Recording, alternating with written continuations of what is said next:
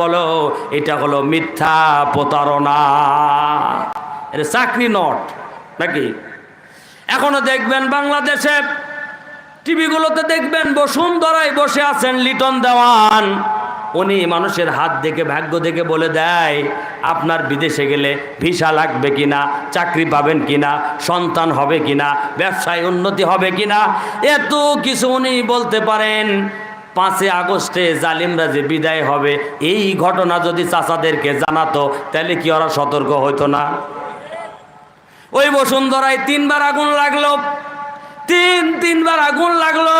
উনি মানুষের এত কিছু জানেন ভবিষ্যতের কথা, তে বসুন্ধরায় যে 3 বার আগুন লাগলো উনি কি জাতিকে বলতে পারে নাই বাবারে 25 সালের জানুয়ারি মাসের 13 তারিখে রাত 12টার সময় সচিবালয় আগুন লাগবে নাকি? চিন্তা করছেন সচিবালয়তে কেউ ঢুকতে পারে না, সাধারণ মানুষ যারা যাবেন সচিবালয়ে ঢোকার অনুমতি নাই। কিন্তু ওর ভিতরে আগুন লাগলো কিভাবে? হ্যাঁ, এটা দ্বারা প্রমাণ হয় এরা যেখানেই থাকবে সেখানেই সর্বনাশ। দেশ পরিচালনার চেয়ারে যদি থাকে দেশ সর্বনাশ করবে। এখন পাশের দেশে গেছে, ওই দেশে যাওয়ার পরে এই জালেমরা ওই দেশের নারীদেরকে ধর্ষণ করা শুরু করছে। চিন্তা করেন, যেটি যাবে সেই সমস্যা। সচিবালয়ে আগুন দিয়ে মনে করছে নথিপত্র পোড়া দিয়া আর কেউ দলিল খুঁজে পাবে না। আপনার সচিবালয়ে আগুন দিলেই নথিপত্র পুড়ে গেলে রক্ষা পাবেন না। ওই নথির আমাদের দরকার নাই। 18 কোটি মানুষকে আপনি হত্যা করতে পারবেন না। 18 কোটি মানুষ সাক্ষী আপনি গুম খুম এবং এই আগুন সন্ত্রাসের মাস্টার মাইন্ডের দায়িত্ব পালন করেছিলেন। ওই নথি পড়ে আপনি কি বাঁচতে পারবেন? 18 কোটি মানুষের চোখ কি অন্ধ করতে পারবেন? এটা সম্ভব নয়, সম্ভব নয়। আজকে প্রমাণিত হয়েছে, কারণ বিগত দিনে ওনারাই আগুন লাগাতো, বাস পোড়াতো, ট্রেনে আগুন দিত, মিডিয়ায় এসে তারা বলতো এই যে মৌলবাদ রাজাকার এরা হলো আগুন সন্ত্রাস। আজকে প্রমাণিত হয়েছে এই আগুন সন্ত্রাস তারাই করত। সেই চরিত্র সংশোধন না হওয়ার কারণে এই সচিবালয়, এই চরিত্র তাদের ভিতরে এখনো আছে। প্রিয় ভাইরা আমার, এখন আজিজে মিশর এই স্বপ্নের ব্যাখ্যা জানতে চান সবার কাছে। ইয়া আইয়ুহাল মালা ওয়াফতুনি ফি রুয়ায়া ইন কুনতুম লিরুয়ায়া তা'বুরুন। ও আমার সভাসদ বর্গ, ও আমার উপদেষ্টা, ও আমার বুদ্ধিদাতা, এমপি মন্ত্রী যারা আছো সবাই মিলে এই স্বপ্নের ব্যাখ্যা বলো। এখন এই স্বপ্নের ব্যাখ্যা আজিজে মিশর জানতে চাই, আপনাদের আমাদেরও জানার দরকার আছে না নাই? চাচা এখনো সবাই বলেনি, আমারও বলারও ইচ্ছা সবার নাই। সবাই বললে আমি বলবো, সবাই না বললে আমি বলবো না। এই যে মাইক টাঙানো আছে কি একা একাই শোনার জন্য না সবাই শোনানোর জন্য? না, আপনারা সবাই শুনবেন না তো? শুনবেন? সবাই শুনতে রাজি আছেন? আচ্ছা দেখি তো একটু চাচা পরীক্ষা করি। লিল্লাহে তাকবীর। সবাই দিছে স্লোগান? এই কিছু বাদ আছে, তাহলে কিছু বাদ থাকলে আমারও কিছু বাদ থাকবে। হ্যাঁ ঠিক আছে, লিক আছে। ও আচ্ছা, ফুটা মুজানোর জন্য তো আমরা আসছি নাকি? কেমন করে এটা থাকে? সবাই শুনবেন ইনশাল্লাহ। যারা এখানে পিছনে বইছেন ফজিলত বেশি মনে হচ্ছে নাকি? সামনে থেকে বসেন, আগে আসেন তো। শোনার যাদের আগ্রহ আছে আগে আসেন, আমি আলোচনা করবো ইনশাল্লাহ। আগে আসেন। এর আব্দুল হামিদ প্রধান বক্তা কই? আচ্ছা, তাহলে আমরা সবাই মিলে আল্লাহ রাব্বুল আলামিন কোরআনুল কারীম আমাদের কাছে নাজিল করেছেন। এই কোরআনুল কারীম থেকে জানার জন্য, বোঝার জন্য, এই কোরআন দিয়ে ব্যক্তি, পরিবার, রাষ্ট্র, সমাজ, জীবনের সব জায়গায় বাস্তবায়নের জন্য হেদায়েতের কিতাব আল্লাহ পাঠালেন। আল্লাহ পাক বলেন, ইয়া দাউদু ইন্না জাআলনাকা খলিফাতান ফিল আরদ ফাহকুম বাইনান নাসি বিল হক। আল্লাহ পাক বলেন, আমি দাউদকে ইন্না জাআলনাকা খলিফাতান ফিল আরদ, এই জমিনের খলিফা বানালাম, প্রতিনিধি বানালাম। ফাহকুম বাইনান নাসি বিল হক, যাতে করে মানুষের মধ্যে সত্য বিচার করে, ফয়সালা দান করে সঠিকভাবে। আল্লাহ দাউদ নবীকে এই জমিনের খলিফা প্রতিনিধি হিসাবে পাঠিয়েছিলেন। আদম আলাইহিস সালাম ছিলেন খলিফা। খলিফাদের কাজ হলো ওয়াইজ ক্বালা রাব্বুকা লিল মালাইকাতি ইন্নী জাইলুন ফিল আরদি খলিফা। আল্লাহর খলিফাদের কাজ হলো এই জমিনে আল্লাহর বিধান দিয়ে, আল্লাহর নিয়ম দিয়ে, ব্যক্তি থেকে শুরু করে জীবনের সব জায়গায় আল্লাহর নিয়মে পরিচালনা করা। তাই আল্লাহ পাক বলেন ওয়াশাদাদনা মুলকাহু ওয়া আতাইনাহুল হিকমা ওয়া ফাসসালাল খিতাব। আল্লাহ পাক বলেন আমি দাউদ নবীকে এমন একটা শক্তিশালী রাজ্য দান করেছিলাম। ওয়াশাদাদনা মুলকাহু, লিল্লাহি তাকবীর। সভাপতি সাহেবের আগমন। সভাপতি যদি এত পরে আসে তাহলে কেমন হবে বলেন? যাই হোক, চেয়ারম্যান মানুষ বিভিন্ন কাজে ব্যস্ত থাকে নাকি। আমরা দোয়া করবো আল্লাহ নেক হায়াত সুস্থ দান করেন, বলেন আমিন। দাউদ নবীকে আল্লাহ বলেন ওয়াশাদাদনা মুলকাহু, আমি আপনাকে এমন একটা শক্তিশালী রাজ্য দান করেছিলাম, যেই রাজ্যটা হলো এত শক্তিশালী, যেই রাজ্যের ভিতরে কেউ অন্যায় জুলুম করে পার পাওয়ার কোনো সুযোগ ছিল না। দুইজন ব্যক্তি এসে দাউদ নবীর কাছে বলেন ও আল্লাহর নবী, এই লোকটা আমার গরুকে হত্যা করছে, আপনি বিচার করেন। দাউদ নবী বলে তুমি কেন এই মানুষটার গরু তুমি হত্যা করছো?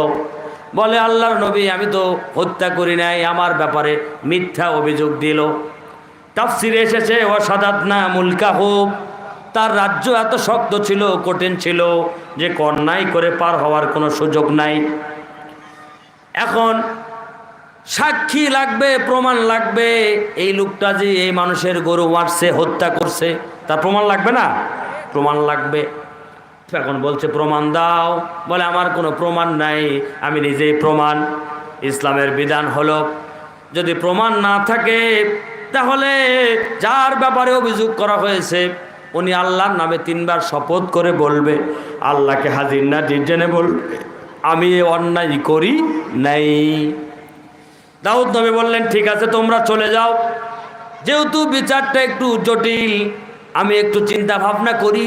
উনি রাতের বেলায় ঘুমে আছেন, ঘুমের ভিতরে আল্লাহ ওনাকে স্বপ্নের মাধ্যমে জানিয়ে দিচ্ছে দাউদ যে লোকটা গরু হত্যা করছে তাকে তুমি ফাঁসির আদেশ দাও, তাকে তুমি দুনিয়া থেকে বিদায় করো।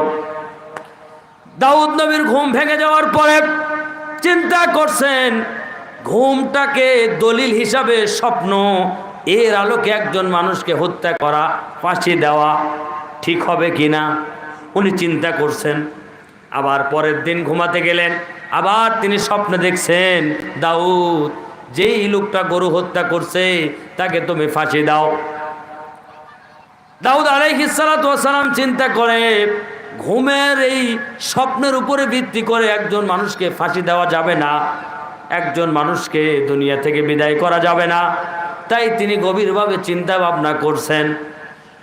শেষ দিনে 3য় দিন আবার স্বপ্নে যখন আল্লাহ তাকে বলছে যদি তুমি তাকে ফাঁসির আদেশ না দাও তাহলে আমি আল্লাহ তোমার উপরে গজব নাজিল করব।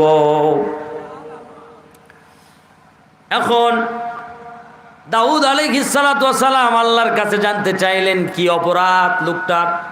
আল্লাহ জানিয়ে দিলেন, বলেন দাউদ শোনো, এই লোকটা শুধু গরুই হত্যা করে নাই, ওই গরুওয়ালার বাপকেও হত্যা করছে। এখন ওই হত্যাকাণ্ড ঢাকার জন্য এই গরু মেরে সিনেমা নাটক করছে। সচিবালয়ের আগুন, কথা বুঝতে পারছেন? যখন দুর্নীতিবাজদের ধরা হচ্ছে, মামলা দেওয়া হচ্ছে, জেলে পাঠানো হচ্ছে, তখনই দেখবেন সচিবালয় আগুন, না হলে শ্রমিকদের আন্দোলন, না হলে রিক্সা লীগের আন্দোলন, না হলে আনসার বাহিনীর আন্দোলন চোখে পড়ে কিনা বলে। এক এক সময় এক এক রূপ ধরে। তো দাউদ আলাইহিস সালাতু ওয়াস সালামের সময় ওই গরুওয়ালার বাপকে উনি হত্যা করছেন, ওটাকে ঢাকার জন্য তিনি গরু হত্যা করছেন। এখন দাউদ নবী ডাক দিয়ে বলে শোনো, চকিদার দিয়ে হাজির করছে। হাজির করার পরে বলে, তোমার ব্যাপারে সিদ্ধান্ত হয়ে গেছে, তুমি তো খুনি। এখন গরু হত্যাকারী চিন্তা করে, আরে আমি তো গরুওয়ালার বাপকেও মারছি, এটা কেমনে জানলো? তাই আল্লাহ বলেন, অসাদাদনা মুলকাহু ওয়া আতাইনাহুল হিকমা, তাকে আমি হিকমত দান করেছিলাম, মানে নবুয়ত। ওয়াফাসসালাল খিতাব, যাই যেটা করুক না কেন, আল্লাহর বিধানে যদি রাষ্ট্র চলে, দেশ চলে, ওই রাষ্ট্রে অন্যায়ভাবে কোনো কিছু করা সম্ভব হবে না। আল্লাহ রাব্বুল আলামিন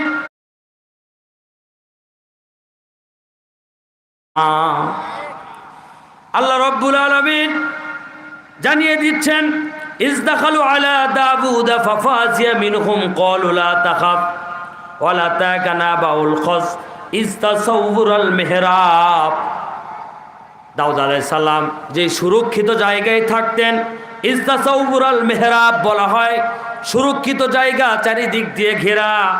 ইজদাখালু আলা দাউদ ফাফাজিয়া মিনহুম, এই সুরক্ষিত জায়গায় দাউদ নবী আছেন, ওনার এই ঘরের ভিতরে পাঁচি টপকায়া দুইজন মানুষ ঢুকে গেছেন। গভীর রাত্রে যদি চেয়ারম্যানের বাড়িতে ওনার বেডরুমে ছাদ ভেঙে দুইজন মানুষ ঢুকে পড়ে, চেয়ারম্যান চমকে উঠবে না? আরে সর্বনাশ, ঢুকলো কেন করে রে? হ্যাঁ, তাই বলছে, ইজদাখালু আলা দাউদ ফাফাজিয়া মিনহুম ক্বালু লা তাখাফ, যারা ঢুকছে দুইজন, ওরা বলছে লা তাখাফ, আপনি চিন্তা করবেন না, দুশ্চিন্তা করবেন না, ভয় পাবেন না। নাকি? আরে সর্বনাশ, আমার ঘরে ঢুকে আমাকে বলছে আপনি ভয় পাবেন না। আচ্ছা, কি জন্য ঢুকছেন? খসমানি বাগা বাদুন আলা বাদিন ফাহকুম বাইনানা বিল হক, আমাদের দুইজনের মামলা আছে, ফাহকুম বাইনানা বিল হক ওয়ালা তুশতিদ ওয়াহদিনা ইলা সাওয়াইস সিরাত, আমাদের দুইজনের মামলা আছে, আপনি মামলাটা ফাহকুম বাইনানা বিল হক, সঠিকভাবে ফয়সালা করবেন। চেয়ারম্যান করে, আরে তোর মামলা আছে, দিনের বেলা সময় পাস না? হ্যাঁ, রাত 12টার সময় আমার ঘর ভাঙে ঢুকেও যে মামলা আছে, বিচার করে। কবে বিচার কি করব, কি অপরাধ? বলে, ইন্না হাযা আখি, এটা হলো আমার ভাই, লাহু তিসউ ওয়া তিসউনা নাজাতুন ওয়ালিয়া নাজাতুন ওয়াহিদা, ইনার আছে 99টা দুম্বি, আমার আছে একটা দুম্বি। এখন ওই 99 ওয়ালা ওই একটা দুম্বি আলার ওটা একটাও দখল করতে চায়, আপনি এটার বিচার করেন। বলে, কেন তুই তো 99টা আছে, তাও তো শখ মিটিচ্ছে না। এত থাকার পরও ওর যে একটা আছে, এটা আর ওর সহ্য হচ্ছে না। এক নেতার দেখলাম, ও ফেসবুকে ঢুকে দেখবেন, মানে বাপরে 120টার উপর বাড়ি। কটা বাড়ি? কেন তোর কটা বাড়ি লাগে? একটা মানুষের কটা বাড়ির প্রয়োজন বলেন তো ভাই? এই যে 120-30টা, হ্যাঁ, উঠবেন, বক্তৃতা দিবেন, চলে যাবে, চাচাজি চলে যাবে। যে আমরা দোয়া করি ইনশাল্লাহ ওনাকে আল্লাহ সুস্থতা দান করুক, আমিন। এখন 120টা বাড়ি, তো ওনার 120টা বাড়ির কোনো প্রয়োজন মানুষের থাকতে পারে না। অথচ আজকে আমরা দেখলাম এই বাড়িগুলো যাদের টাকার ঘাম শ্রম, সেটাই হলো আমাদের এই দেশের মানুষগুলোর শ্রম মেহনতের টাকা। তারা ভাই আমাদের টাকা পয়সাগুলো নিয়ে বিদেশে পাচার করে কোটি কোটি টাকা আত্মসাৎ করে, তাও আর হয় না। ওই বলছে 41 সাল পর্যন্ত থাকবে। দাউদ নবী বলছে, আরে তোর কারণটা কি? লাহু তিসউ ওয়া তিসউনা নাজাতুন ওয়ালিয়া নাজাতুন ওয়াহিদা, এই লোকটার একটা দুম্বি আছে, ওই একটা দুম্বি, তোর 99টা আছে, সহ্য হচ্ছে না, ওই একটাও দখল করা লাগবে। নাকি? চিন্তা করতে বিরোধী দলে কোনো সুযোগ দেওয়া যাবে না, কোনো প্রোগ্রাম করতে দেওয়া যাবে না। নাকি? সব অফ করা লাগবে। ভোট করার আগে 150টা এমপি পাস। চিন্তা করছেন আপনি? আরে সর্বনাশ, কোন কথা রে? ওদের ঠিক আছে, বিচার করা হবে। এই দাউদ নবীর আল্লাহ রাব্বুল আলামিনের বিধান দিয়ে রাষ্ট্র চালানোর কারণে ওই দেশে কল্যাণ শান্তি নেমে এসেছে। আল্লাহর নবী ওই কোরআন দিয়ে মদিনাতে রাষ্ট্র পরিচালনা করার কারণে শান্তি, কল্যাণ, মুক্তি নেমে এসেছে। আজকে এই কোরআন দিয়ে মসজিদ পরিচালনা হয়, যার কারণে মসজিদে শান্তি, মসজিদে নামাজ আদায়ের হুকুম আল্লাহ দিয়েছেন। কেমনে ঢুকবেন, কেমনে বের হবেন, রাসূলুল্লাহকে অনুসরণ করে আমরা মসজিদের সালাত আদায় করি। রাসূলুল্লাহ মসজিদের ইমাম ছিলেন, মসজিদে নববীতে নামাজ পড়াতেন। ওই রাসূল মসজিদের যেমন ইমাম ছিলেন, ওই রাসূল মদিনা রাষ্ট্রেরও ইমাম ছিলেন। কথা বলেন ঠিক না বা ঠিক? তাহলে রাসূলুল্লাহ যেইভাবে নামাজের ইমামতি করতেন, এইটা অনুসরণ করতে যদি ভালো লাগে, মসজিদে গিয়ে নামাজ পড়তে যদি রাজনীতি মনে না হয়, রাসূলুল্লাহর নামাজ যদি ভালো লাগে, তাহলে রাসূলুল্লাহর অর্থনীতিও ভালো লাগা লাগবে। রাসূলুল্লাহর জিকির যদি ভালো লাগে, তাহলে রাসূলুল্লাহর সংসদ নীতি ভালো লাগা লাগবে। যদি রাসূলুল্লাহর জাকাত নীতি ভালো লাগে, তাহলে রাসূলুল্লাহর পররাষ্ট্র নীতি ভালো লাগা লাগবে। জীবনের শুরু থেকে শেষ পর্যন্ত ওই রাসূলের আইডল, আইকন, আদর্শ মানতে হবে, তাহলে উম্মত হওয়া যাবে। এর বাইরে কোনো সুযোগ নেই। এজন্য ভাইরা আমার, যারা আমরা এখানে এসেছি, আল্লাহ রাব্বুল আলামিন বলেন, আলা লাহুল খালকু ওয়াল আমর, সৃষ্টি যার, আইন চলবে তার। মসজিদ আল্লাহর জায়গা, যার কারণে মসজিদ আল্লাহর নিয়মে চলবে। সংসদ, সচিবালয়, UN office, DC office, SP office, এগুলো কার জায়গা? তাহলে আল্লাহর আইনে যদি মসজিদ চলা লাগে, তাহলে সংসদ, সচিবালয়, ডিসি অফিস, ইউএন অফিস, এগুলো চলা লাগবে কার আইনে? এখন এই কথা বললেই তো রাজনীতি নাকি? হুজুর মসজিদের মধ্যে আছে, থাক ওই পর্যন্তই। এটা টেনে বের করে আবার সংসদে কেন নেবেন? এই জন্যই নিতে হবে ভাই। রাসূলুল্লাহ যেইভাবে মসজিদে ঢুকেছেন, যেইভাবে নামাজ আদায় করেছেন, এই যে এশার নামাজ এখানে পড়লাম 4 রাকাত, এখন ইমাম সাহেব 2 রাকাত, সালাম যদি ফিরান মুসল্লিরা মানবে? আপনাদের এ দেখায় ঈদের নামাজ হয় না? ঈদের নামাজ ইমাম সাহেব যদি বলে, ঈদের নামাজের খুতবা নামাজের আগে হয় না পরে হয়? পরে হয় না? জুমার নামাজের খুতবা কখন হয়? এখন আমি নহাটাতে নামাজ পড়াই, ওখানে যদি বলি এতদিন ধরে নামাজ পড়াচ্ছি, আজকে জুমার খুতবাটা নামাজের পরে দিই, মুসল্লি মানবে? কেন মানবে না? সবাই বলবে রাসূলুল্লাহ নামাজের আগে খুতবা দিয়েছেন, আপনি দিবেন। মসজিদে আমরা রাসূলকে মানতে রাজি। ও ভাই, মসজিদ চলবে রাসূলের নিয়মে।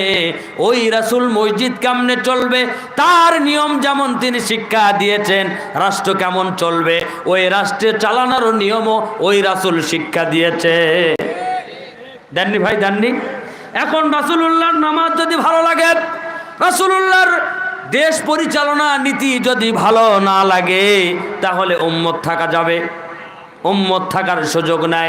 আল্লাহর নবী বলেন, কুল্লু উম্মতি ইয়াদখুলুনাল জান্নাতা ইল্লা মান আবা। কিলা মান আবা ইয়া রাসূলুল্লাহ? قال رسول الله صلى الله عليه وسلم من أطاعني دخل الجنة ومن عصاني فقد أبى। আল্লাহ নবী বলেন, ইনশাআল্লাহ, আল্লাহ নবী বলেন, কুল্লু উম্মতি ইয়াদখুলুনাল জান্নাতা ইল্লা মান আবা। আমার সব উম্মত জান্নাতি হবে। কুল্লু মানে সব, কিন্তু আবাকারী উম্মত বাদে। কিলা মান আবা ইয়া রাসূলুল্লাহ? আবাকারী উম্মতকে সাহাবী কেরাম জিজ্ঞেস করেন। আল্লাহর নবী আবাকারী উম্মতের পরিচয় দিয়ে বলেন, মান আতানি দাখালাল জান্নাহ ওয়া মান আসানি ফাকাদ আবা। যে উম্মত আমাকে মসজিদে অনুসরণ করে, সংসদে অনুসরণ করে, মসজিদের বাইরেও আমাকে অনুসরণ করে, সচিবালয় অনুসরণ করে, ব্যবসায় অনুসরণ করে, জীবনের সব জায়গায় অনুসরণ করে, মান আতানি দাখালাল জান্নাহ, এই উম্মত আমার জান্নাতি উম্মত। ওমান আসানি ফাকাদ আবা। যে উম্মত আমাকে মসজিদে মানে, মসজিদের বাইরে আমাকে মানে না, জানাজায় মানে, জানাজার বাইরে মানে না, ঈদের দিনে মানবে, নামাজের পর আমাকে মানবে না, জীবনের কিছু জায়গায় মানে, কিছু জায়গায় মানে না, এটা আমার উম্মত নয়। এটা হলো আবাকারী, অস্বীকারী উম্মত। এজন্য ভাইরা আমার, আল্লাহ রাব্বুল আলামিন আমাদেরকে বলছেন, ইমান এবং কুফুর এর সঙ্গেই রিলেটেড। ইমান চলে যায় 10 কারণে। কয় কারণে বলেন? কয় কারণে? 10 কারণে ইমান চলে যায়। 1 নম্বর কারণ হলো যদি কোনো মানুষ শিরক করে ইমান চলে যায়, আমলও চলে যায়। কুফুর করলে ইমান আমল চলে যায়। আল্লাহর আইনে মুক্তি, মানুষের আইনে মুক্তি, চিন্তা চেতনা লালন করলে ইমান চলে যায়। ধর্ম নিরপেক্ষবাদে মুক্তি, নিরাপত্তা, শান্তি, এটা যদি কেউ বিশ্বাস করে মনে প্রাণে ইমান চলে যাবে। জাতীয়তাবাদে মুক্তি, এটা যদি মনে প্রাণে কেউ বিশ্বাস করে ইমান চলে যাবে। আল্লাহ যা করতে পারে মানুষও তা করতে পারে, এই চিন্তা চেতনা লালন করলে ইমান চলে যায়। আল্লাহর আইন বাদ দিয়ে মানুষের আইনে কল্যাণ আসতে পারে, শান্তি আসতে পারে, নাজাত আসতে পারে, এইরকম চিন্তা চেতনা লালন করলে ইমান চলে যায়। এই জন্য 1 নম্বর কারণ হলো শিরক থেকে বাঁচতে হবে। ওয়ালাকাদ উহিয়া ইলাল্লাযীনা মিন ক্বাবলিকুম ওয়ালাকাদ উহিয়া ইলাইকা ওয়া ইলাল্লাযীনা মিন ক্বাবলিক লাইন আশরাকতা লা ইয়াহবাতান্না আমালুক। আল্লাহ পাক বলেন লানে তাকিদ ওয়ালাকাদ উহিয়া ইলাইকা ওয়া ইলাল্লাযীনা মিন ক্বাবলিকা,